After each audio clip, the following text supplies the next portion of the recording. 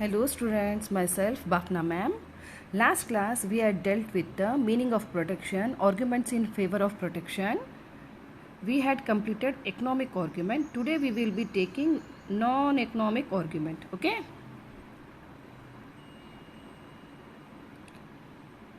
Non-economic argument and fallacious argument. Okay? That is झूठा आरोप. Fallacious argument in sense झूठा आरोप तथ्य. Okay, see non-economic argument, what it tells, in non-economic argument it has been told that ये बताते हैं it is rather difficult to draw any sharp dividing line between economic and non-economic arguments for protection. So it's very difficult to differentiate between economic and non-economic arguments for protection. See, certain non-economic arguments forwarded in favor of protections are defense argument. Now we will see what is defense argument.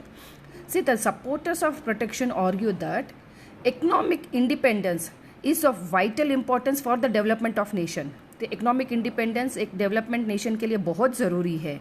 The nation should be least dependent upon others for its defense requirement. तो एक defence requirement के लिए nation दूसरे nation के ऊपर dependent नहीं होना चाहिए. The industry producing military equipment must be developed in the country. So the military equipment must be developed in the country. Okay. So it is unwise to have a sources of supply of essential war materials located in another country. So ये यहाँ पे बोलते हैं it is unwise to have. ये बुद्धिमत्ता नहीं है कि अगर आप मिलिट्री इक्विपमेंट्स दूसरे कंट्री से सप्लाई लेते हो तो अनदर कंट्री से आप मिलिट्री इक्विपमेंट लेते हो यानी इंपोर्ट करते हो तो ये अनवाइज है, बुद्धिमत्ता नहीं है. तो इवन एडम स्मिथ ए स्टॉन्ट सपोर्टर यानी एक strong supporter for free trade, उन्होंने रिमार्क किया defence is much more important than opulence. Okay, thus military component industry must be supported to face competition even in peace time. Okay, they should be protected to make a country self-sufficient in military requirement. तो military component industry must be supported. तो एक support कह रहे हैं कि एक supported होना चाहिए. जब भी कोई देश पीस टाइम में भी रहता है तो military component must be supported to face competition face करने के लिए मिलिट्री कंपोनेंट होना बहुत ज़रूरी है to protect the country and it should be self sufficient in military requirement. Self sufficient होना चाहिए कि भाई सफिशिएंट है, मिलिट्री रिक्वायरमेंट सफिशिएंट है. अभी क्रिटिसिज्म यहाँ पे क्या बोलते हैं, in modern times with higher degree of horizontal and vertical linkage, जो हॉरिजॉन्टल और वर्टिकल लिंकेज है, क्रॉस कंट्रीज है उनका लिंकेज है, it is too difficult to draw any precise dividing line between military and non military industry. तो it is very difficult to draw a dividing line between military and non-military industry. This is hardly any industry which in some way or other does not produce commodity which is directly or indirectly not required to maintain the industry producing military equipment. Okay? ये यहाँ पे बोला है there is hardly any industry which in some way or other does not produce commodity. कोई industry ऐसी नहीं है hardly produce करता होगा कमोडिटी विच इज़ डायरेक्टली और indirectly not required to maintain the industry producing military equipment. Hardly कोई ऐसी industry होगी. तो सेकेंड पॉइंट ये यहाँ पे बताते हैं critics, this every industry agriculture और manufacture will exaggerate its own importance to get protection.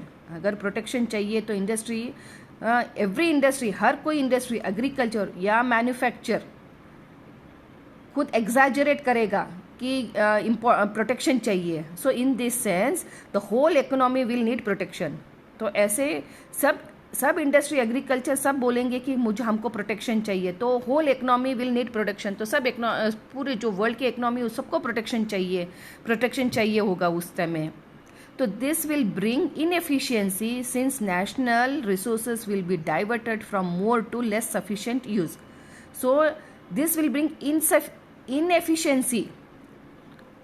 सबको सपोर्ट देंगे, सबको प्रोटेक्शन देंगे तो क्या होगा, इनएफिशिएंसी बढ़ेगी.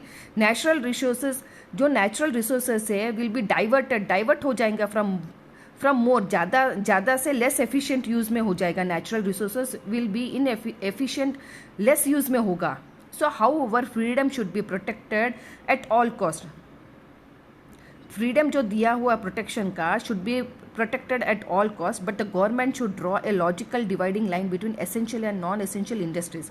कौन सी एसेंशियल इंडस्ट्री है, कौन सी नॉन एसेंशियल इंडस्ट्री है, and protect only essential industry. And protection किसको देना है, ओनली एसेंशियल इंडस्ट्री को देना है.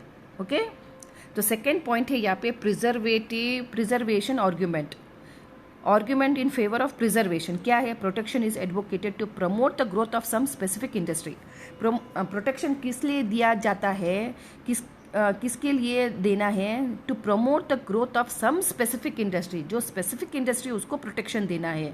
और the desire to preserve a certain way of life, या सर्टन वे ऑफ लाइफ जो डोमेस्टिक कंट्री रह रही है उसको प्रिजर्व करना है. आइसोलेट फ्रॉम फॉरेन इन्फ्लुएंस, तो फॉरेन इन्फ्लुएंस में जो लोग आते हैं डोमेस्टिक कंट्री वाले हैं तो उनको आइसोलेट करना है, यानी उनका इन्फ्लुएंस डोमेस्टिक कंट्री पे न पड़े. तो a country is willing to pay a certain economic price for the attainment of social objective.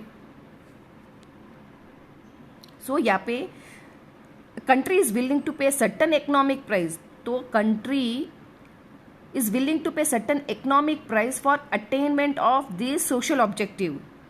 एक सोशल ऑब्जेक्टिव को अटेंड करने के लिए कंट्री कुछ इकोनॉमिक प्राइस पे करती है. For example we will see here, if India wants to preserve the Indian handloom weaver as a token of her traditional way of life. अभी India want to preserve Indian handloom, जो Indian handloom weaver है उनको preserve करना चाहती है. वो जो way of working है, जो गुड्स तैयार करते हैं, जो ट्रेडिशनल वे ऑफ लाइफ के जो गुड्स तैयार करते हैं उनको प्रिजर्व करना है, उन इंडस्ट्री को प्रिजर्व करना है. So India should impose heavy import duty on cheap foreign mill made textile. तो इंडिया को क्या करना चाहिए, हेवी इम्पोर्ट ड्यूटी, इम्पोर्ट जो फॉरेन कंट्री से जो कोई टेक्सटाइल मिल का आता है हेवी इम्पोर्ट ड्यूटी लगाएंगे तो चीप जो फॉरेन मिल्स के कपड़े हैं ना तो थोड़े कम यूज़ करेंगे और जो इंडियन हैंडलूम के वीवर्स के कपड़े लोग पहनेंगे. हाँ ओके. तो the argument is non economic in nature and largely based upon sentimental feeling. तो ये आर्ग्यूमेंट नॉन इकोनॉमिक है और एक किसके ऊपर आधारित है, सेंटिमेंटल फीलिंग्स के ऊपर आधारित है. तो ये यहाँ पे प्रिजर्वेशन आर्ग्यूमेंट्स है. तो थर्ड इज फैलेशियस आर्ग्यूमेंट. फैलेशियस यानी, अभी इसका मीनिंग बताती हूँ, झूठा आरोप, यानी रॉन्ग, झूठा आरोप. Now what is the meaning of fallacious argument? Certain fallacious argument in support of protection are fallacious यानी झूठा, यानी false, mistaken argument. So first is, here we will see certain fallacious argument in support of protection are pauper labor argument यानी wages argument. This is famous labor argument advanced in the West.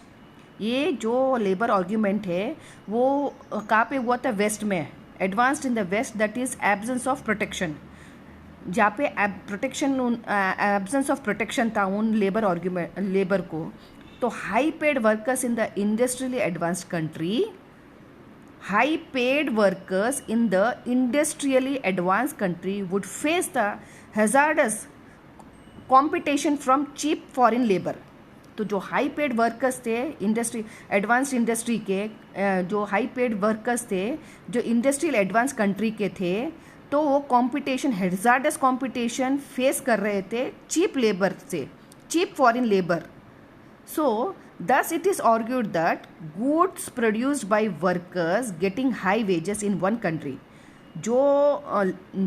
जो high wages workers थे, यानी उन लोगों को वो जो goods produce करते थे वो हाई क्वालिटी के थे, can not compete with the good produce by low wage worker in the other country. So there was a competition between the workers, high wages workers and low wages workers. So thus high wage domestic goods should be protected from low wage imported cheap goods by imposing tariffs. So यहाँ पे ये बोला है, तो high veg domestic goods है, जो domestic goods जो high wage के यानी हाई प्राइस के है, should be protected from low wage protection उनको दिया जाएगा जो low wage imported cheap goods है बाय इम्पोजिंग टैरिफ्स, तो उसके ऊपर टैरिफ्स इम्पोज करना चाहिए। अभी ये फैलेसी क्या है? This argument is based on two unrealistic assumption, two unrealistic assumptions है यहाँ पे। First, the price of goods are determined by wage rates alone. First, the price of goods are determined by wage rate alone.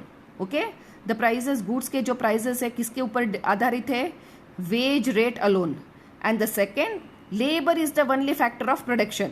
यहाँ पे wage rate, second labor, ये one is the only factor of production.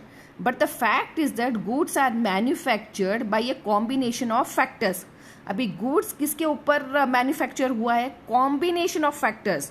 सिर्फ एक factor के ऊपर goods तैयार नहीं होता है, but it is a multiple combination of factors. Land होता है, लेबर होता है, रिवर, इलेक्ट्रिसिटी, बहुत सारे फैक्टर्स कंबाइन करते हैं तब एक गुड्स मैन्युफैक्चर होता है। So further, it is only the labour intensive goods that low paid labour production can have a cost advantage. तो यहाँ पे ये बोला है it is only in the labour intensive goods, जो गुड्स लेबर इंटेंसिव के हैं या जो गुड्स लेबर इंटेंसिव के हैं, दैट लो पेड लेबर, जो लेबर को लो पे दिया हुआ है, production can have a cost advantage over high paid labour production. Okay, तो कॉस्ट एडवांटेज लो इंटेंसिव गुड्स का over high paid labour production. Thus it is fallacious. Thus it is wrong, यानी to argue that high wage country is at advantage in the production of all types of commodities. तो ये गलत है, जो high wage country के जो labour है is at a disadvantage in the production of all types of commodities. Okay, तो first argument ये है। तो सेकेंड आप it is wrong to assume that the cost of production is high in the high wage country. जो production है cost का वो ऊंचे स्तर पे है, ये गलत है। तो हाई वेज कंट्री में जो कॉस्ट ऑफ प्रोडक्शन है जो हाई है, ये मानना गलत है। तो in fact high wages may be due to high productivity of labour. तो हाई वेज क्यों हो सकता है उनका, सैलरी उनकी हाई क्यों हो सकती है?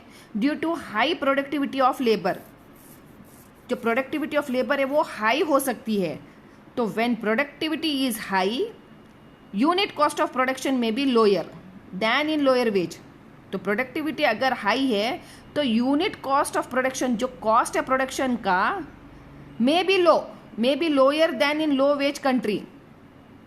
ओके, तो लो हो सकता है, लोअर वेज कंट्री से अपेक्षा वो लो हो सकता है। As a result when unit cost are low in high wage country, अगर यूनिट कॉस्ट जो लो है इन हाई वेज कंट्री में, then compete with low wage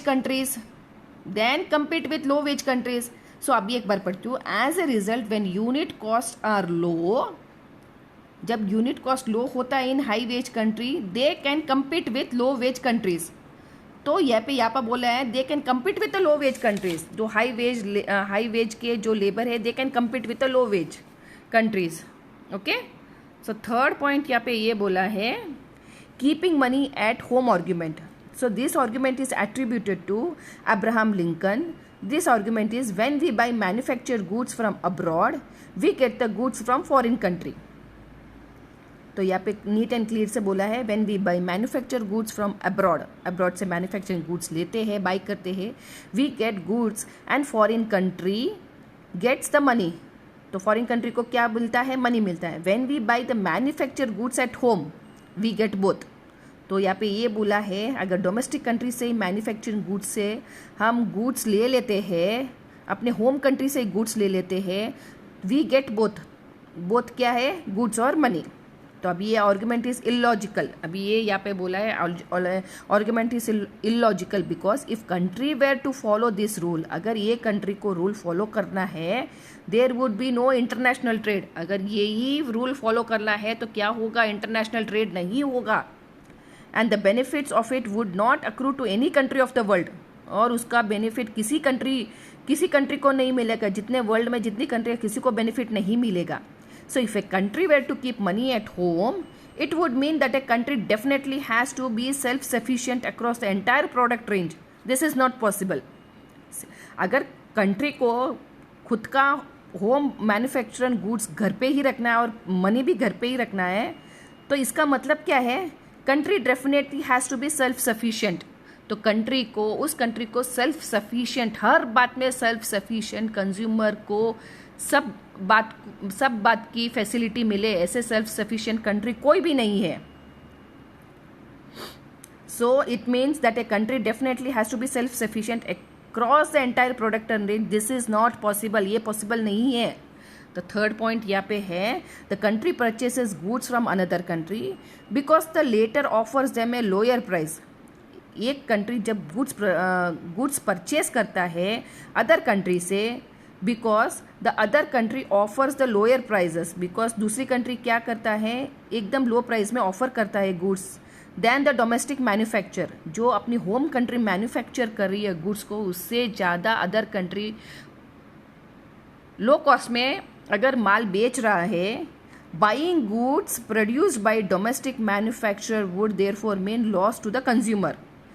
अगर गुड्स जो डोमेस्टिक कंट्री ने प्रोड्यूस किया है तो कंज्यूमर वो गुड्स ले रहे हैं, तो मतलब वो लॉस में है, कंज्यूमर लॉस में है, क्योंकि अदर कंट्री तो वही गुड्स चीप में बेच रहे हैं. ओके, तो थर्ड पॉइंट ये हो गया. अभी नेक्स्ट है expanding home market argument. Home market को एक्सपैंड कैसे करना है उसके बारे में आर्ग्यूमेंट क्या बताया है. The fallacious argument is a corollary to the above argument. अभी जो wrong argument है ये corollary to the above argument of keeping money at home. It is argued by the protectionists that tariffs cause expansion of the home market. That the tariffs cause expansion of the home market by reserving the home market for the domestic goods. अभी जो tariffs लगाते हैं, home market का expansion होता है, reserving the home market for the domestic goods को. एक home markets में जो डोमेस्टिक गुड्स है उसको रिजर्व कर सकते हैं. If a country manufacturers are protected, अगर जो कंट्री के मैन्युफैक्चरर्स को प्रोटेक्ट करना है, they will expand the home market for agricultural product. अगर होम मार्केट को एक्सपैंड करना है, if a country manufacturers are protected, they will expand the home market. Country manufacturers को प्रोटेक्ट करता है तो उनको प्रोटेक्शन देना है. They will expand the home market for agriculture product. वो एक्सपैंड क्या करेंगे? होम मार्केट वाले एग्रीकल्चर प्रोडक्ट को एक्सपैंड करेंगे. The rise in agriculturist income will generate additional demand. तो एग्रीकल्चर से जो इनकम रेज होगी तो एडिशनल डिमांड होगा फॉर मैन्युफैक्चर गुड्स. तो उससे क्या होगा? डिमांड बढ़ेगा मैन्युफैक्चर गुड्स का. As a result the whole market will be expanded and the size of the home market for the products will become larger. Okay, तो इसका result क्या होगा? Home market will B expand हो जाएगा and size of the जो size है home market का for the products will become larger. Okay, so we have completed this one here. So next is here retaliation argument. Now next is retaliation argument. See, tariff is also used as a weapon to beat down foreign duties. Tariff किसके लिए use किया है? एक हथियार है tariff जो foreign duties को cut down करे. That affects a country's exports adversely. Okay, तो कंट्री का जो एक्सपोर्ट है एडवर्सली अफेक्ट हो जाएगा. So such a tariff is called retaliatory tariff. Again I will read. Tariff is also used as a weapon to beat down foreign duties that affect a country's export adversely. So such tariff is called retaliatory tariff. Abhi, this type of tariff is imposed on the request that a country which is surrounded by highly protectionist nation cannot follow free trade policy. So this type of tariff is imposed on the request that a country which is surrounded by highly protectionist, जो country surrounded है highly protectionist nations cannot follow free trade policy. तो वो nation free trade policy follow नहीं कर सकता है without इंज्यूरिंग it's economic interest को इंज्यूर नहीं कर सकती है. It is argued that one sided free trade is harmful. One sided free trade करेंगे तो that is harmful and A solitary free trade country finds itself helpless. अभी जो सॉलिटरी फ्री ट्रेड कंट्री है वो हेल्पलेस फील करेगी delivered into the hands of foreign competitors, क्योंकि वो foreign competitors के हैंड्स के ऊपर जाएगी unless it is also successfully रिटेलिएट्स the tariff moves of other countries on its products. Okay, again I will read here. It is argued that one-sided free trade is harmful and a solitary free trade country finds its helpless. अभी जो free trade country है वो तो helpless ही होगा delivered into the hands of foreign competitors. अभी एक country free trade होगी, अभी वो गुड्स डिलीवर करेगी in the hands of foreign competitor, तो वो हेल्पलेस ही फील करेगी unless also successfully रिटेलिएट्स the tariff moves of other country on it's product. Okay,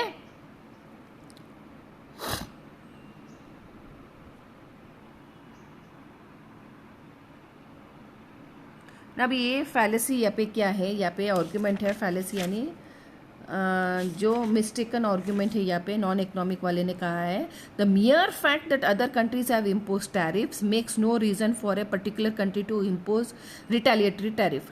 अभी एक कंट्री ने इम्पोज किया टैरिफ को तो ये रीज़न नहीं बनता है कि दूसरी कंट्री भी इम्पोज करे रिटेलिएटरी, उसके बदले में रिवेंज में टैरिफ इम्पोज करे. For example if country A hinders exports trade of a country B, अभी एक कंट्री हिंडर करता है और एक्सपोर्ट करता है trade of country B, it does so by injuring not only country B but also itself and thus reduces balance of trade and balance of payment on both sides. Okay, 1 minute.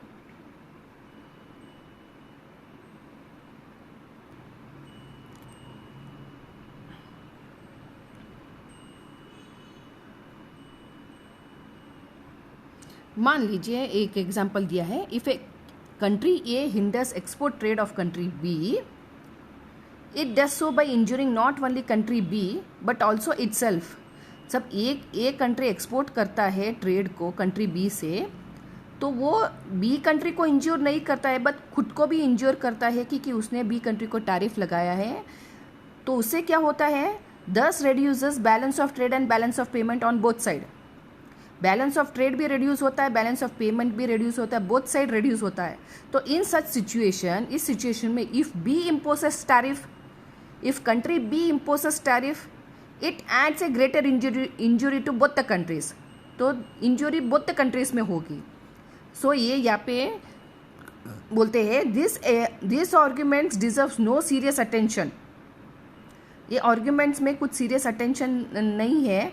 For protection as the validity of free trade argument does not mean, a validity of free trade argument does not mean total absence of foreign tariff. Okay, तो it does not mean there is a total absence of foreign tariff. absence नहीं है, tariff कम कर सकते हैं, लेकिन ये यहाँ पे बोला है the validity of free trade argument does not mean total absence of foreign tariff. Okay, तो next point है equalizing cost of production argument. Protection to domestic industry is advocated for equalizing cost of production.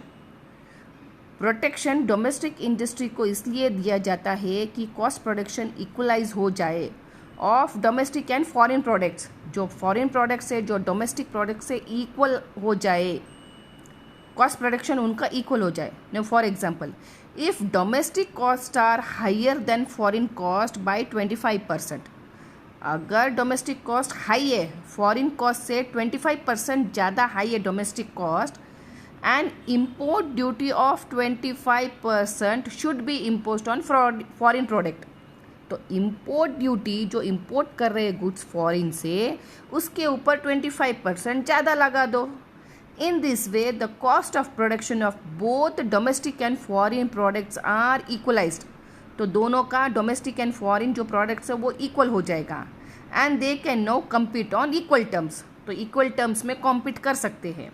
जब ये fallacy क्या बोलते हैं, according to tossing this argument has an appearance of fairness. Fairness का appearance, there is a fairness. The fairness is only apparent. The imposition of very high import duties by all countries would lead to destruction of international trade. यहाँ पे बोला है अगर imposition of very high import duties, अगर high import duties डाल देंगे तो all countries, जितनी कंट्रियाँ हैं, would lead to destruction of international trade. So there is a destruction of international trade. Market ही टूट जाएगी. Ellsworth considered the protection policy as discriminatory in nature. Discriminator का है या डिस्क्रिमिनेटरी है, डिफरेंसेस है इन नेचर में. It discriminates in favour of inefficient producer. यहाँ पे डिस्क्रिमिनेशन हो रहा है जो डोमेस्टिक इंडस्ट्री और foreign industry in favor of inefficient producers and is against the efficient ones. तो यहाँ पे डिफरेंसेस दिखाया है. उन्होंने कहा है एल्सवर्थ कि भाई जो प्रोड्यूसर्स है, जो मैन्युफैक्चरिंग प्रोड्यूसर्स है, उनके फेवर में इनडिस्क्रिमिनेट किया है inefficient producer and efficient ones. So such a policy would lead to giving protection to the least efficient industry with high cost production. So ये policy would lead to giving protection. तो जो ये protection policy है that will lead least efficient. ये किसको दिया गया है, लीस्ट एफिशिएंट इंडस्ट्री को प्रोटेक्शन दिया गया है with high cost of production. तो ये प्रोटेक्शन सिर्फ लीस्ट एफिशिएंट इंडस्ट्री है, उनको protection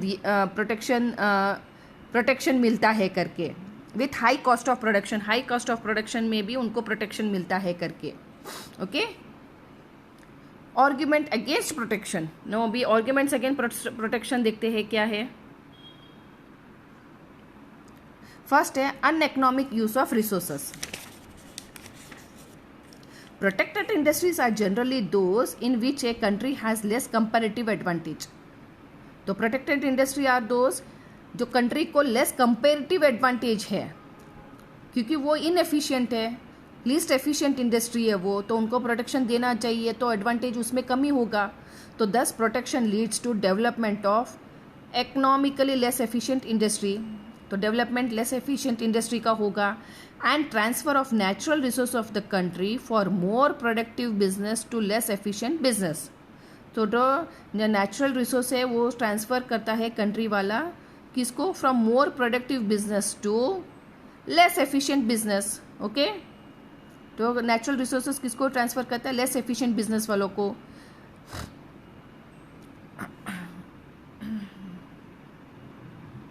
the second point here is producer become lethargic. जो प्रोड्यूसर्स है बिकम्स लेथार्जिक यानी सुस्ती. Okay. Protection makes the home producer lethargic. अभी प्रोटेक्शन जिस होम प्रोड्यूसर को दिया जाता है वो लेथार्जिक बन जाते हैं यानी सुस्त हो जाते हैं. Because in the absence of competition from foreign firm the home country producers do not bother to reduce the cost of production. अभी अब कॉम्पिटिशन एब्सेंस है, जब कॉम्पिटिशन फॉरेन फर्म से नहीं होता तो होम कंट्री के जो प्रोड्यूसर्स है वो क्या करते हैं, जो कॉस्ट का, जो गुड्स का प्रोडक्शन है वो रिड्यूस नहीं करते हैं in their units and therefore will not be able to make them more efficient. तो जितना प्रोटेक्शन देंगे तो वो होम कंट्री जो प्रोड्यूसर्स है वो एफिशिएंट नहीं बनेंगे, कंपटीशन के लिए एफिशिएंट नहीं बनेंगे. द थर्ड है check on industrial growth. Protection once givens to an industry is taken as a matter of right. अगर एक बार प्रोटेक्शन इंडस्ट्री को दिया है तो उसका हक बन जाता है, वो समझते हैं हमारा हक है. And this cannot be easily removed. तो उसको आसानी से निकाला नहीं जा सकता. Protection tends to become a stable future and the protected industry persist to be considered as an infant industry. अभी प्रोटेक्शन बिकम स्टेबल, तो प्रोटेक्शन एक स्टेबल बन जाता है, और जो प्रोटेक्टेड इंडस्ट्री है वो अपने आप को कभी भी इन्फेंट इंडस्ट्री ही समझती है कि अभी हम बच्चे हैं, अभी हमारी इंडस्ट्री बहुत नहीं है करके। सो फोर्थ पॉइंट ये यहाँ पे बताते हैं, डज नॉट क्योर अनएम्प्लॉयमेंट। तो protection may not prove to be successful method of generating employment. जितना प्रोटेक्शन देंगे तो ये सक्सेसफुल मेथड नहीं है एम्प्लॉयमेंट जनरेट करने के लिए।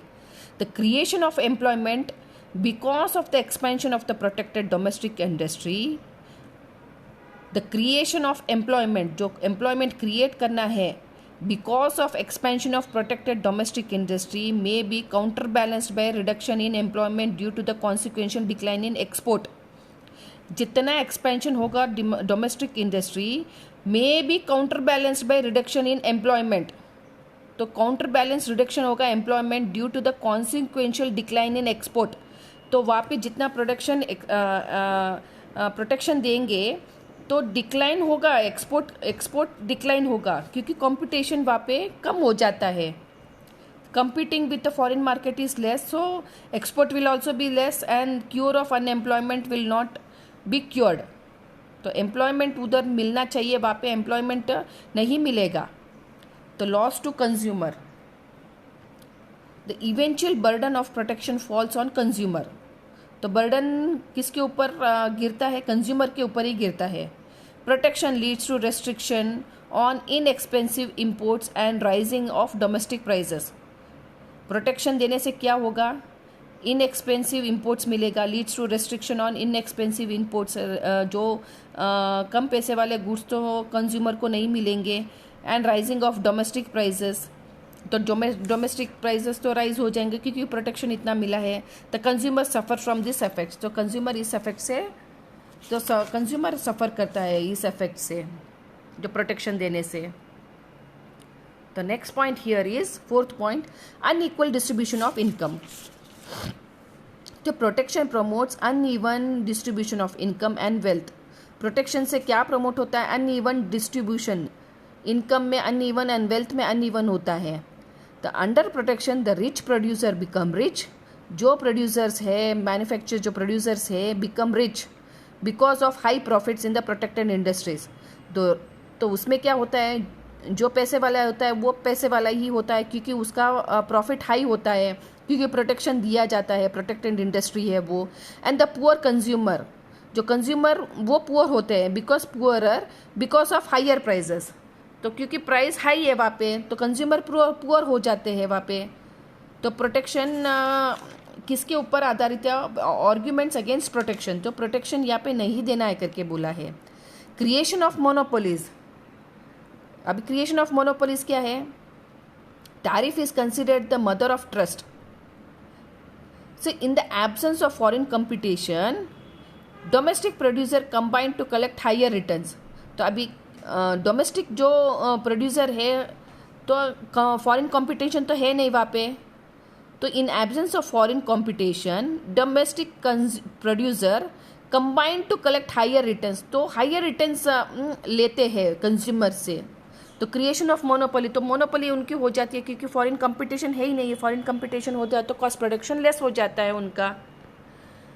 Encouragement to corruption, the protection leads to political corruption. ज़्यादा इंडस्ट्री को प्रोटेक्ट करेंगे तो पॉलिटिकल करप्शन होगा। The producers of the protected industries, जो प्रोड्यूसर्स है, प्रोटेक्टेड इंडस्ट्रीज है, जिन इंडस्ट्री को प्रोटेक्ट किया जा रहा है, instead of paying concentration to improve the competence of this industry, instead of paying